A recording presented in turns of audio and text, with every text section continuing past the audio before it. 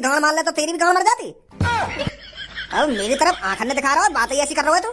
अरे जब मैंने चाचन की गोली मारी है तो चाचन की तो गोली लगी है, तो तेरे कैसे लग जाएगी? खाम खा की तू नई बात नहीं कर रहा है। ऐसा तो अगर मैं चाचन की गांड मार लेता तो बस कालिया, बहुत हो गया।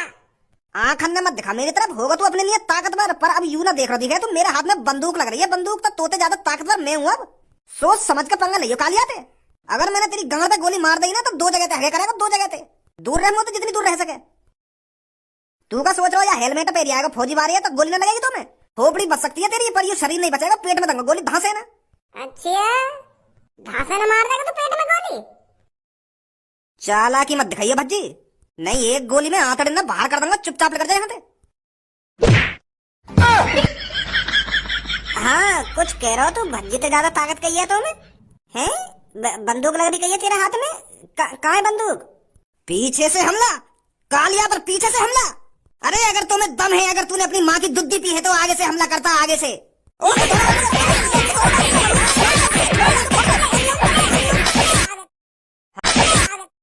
हमारा सरपंच कैसा हो? छपरी बॉस जैसा हो। अरे हमारा सरपंच कैसा हो? छपरी बॉस जैसा हो। अब की बार गांव में यही पुकार, छपरी बनेगा सरपंच यार। अरे अब की बार गांव में क्या है पुकार, सरपंच बनेगा छपरी यार। शांत मेरे मित्रों, शांत। मुझे पता है आप कितने उत्सुक हो मुझे सरपंची के चुनाव जिताने के लिए। जिस तरह आप सब लोग उत्सुक हो मुझे सरपंची जिताने के लिए, उस तरह गांव का हर एक इंसान, हर एक नागरिक उत्सुक होना चाहिए मुझे सरपंच बनाने के लिए। फिर देखना कितना मजा आता है, फिर देखना छपरी क्या क्या कर देता है आप गांव वालों के लिए।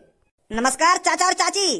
अरे आपका अपना छपरी अब की बार गांव की सरपंची लड़ रहा है, तो आपका हाथ मेरे सिर पर ही होना चाहिए चाचा और चाची। क्या कह रहा है मूर्ख? हमारा हाथ तेरे सिर पर होना चाहिए? अरे तेरे सिर पे तो हमारा डंडा होना चाहिए।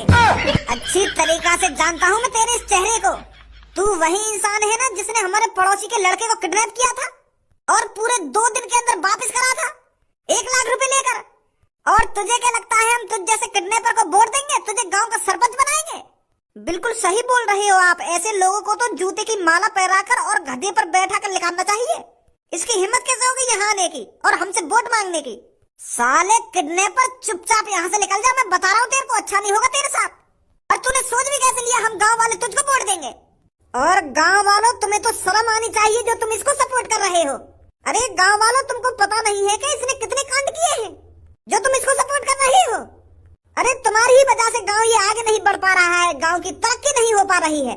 और गांव की तरक्की हो ही कैसे जाएगी जब तुम जैसे लोग ही गुंडे मवालियों को वोट देंगे। या गुंडा ने हमें 10,000 रुपए दिए जयकारे लगाने के, तभी तो हम यहाँ के जयकारे लगा रहे हैं जो हमको 10,000 रुपए मिल रहे हैं। अब तू ही सोच, हम 1 महीना में मेहनत करके कम से कम 5,000 रुपए कमा पाए। 12-15 घंटा मजदूरी करनी पड़े हमें, तब जाकर कमे वो 5,000 रुपए। यानी तो हमें यूं ही 10,000 रुपए दे दिए, तभी तो आए हम यहाँ के जयकारे लगाने। हमें का मतलब यूं जीते या ना जीते। अच्छा हाँ, हमका यहाँ को वोट दे रहे हैं, हम तो खड़े हैं बस यहाँ के संग। हमारा सरपंच कैसा हो? छपरी जैसा हो। अब की बार कौन बनेगा सरपंच? छपरी बनेगा, छपरी बनेगा, छपरी बनेगा। ए भाई अभी तो तुम लोग गाड़ी दे रहे हो, अब एक संगे मेरे संग हैगा तू? अब एक संगे मेरे जयकारे लगा लगा 10,000 रुपए दे मोगू। अब 10,000 रुपए मिलेंगे तो 5,000 रुपए मिलेंगे। तेने गाली गलौज करिए मोते। 2-3 ही गाली तो देंगे और तुम 2-3 ही गाली के इतने रुपए काट रहे हो हैं? पूरे आधी कर दिए। 8,000 तो दो कम से कम। 5,000 रुपए दूंगा मैं तो। तेने मेरी बहुत बेइज्जती करी है काम में।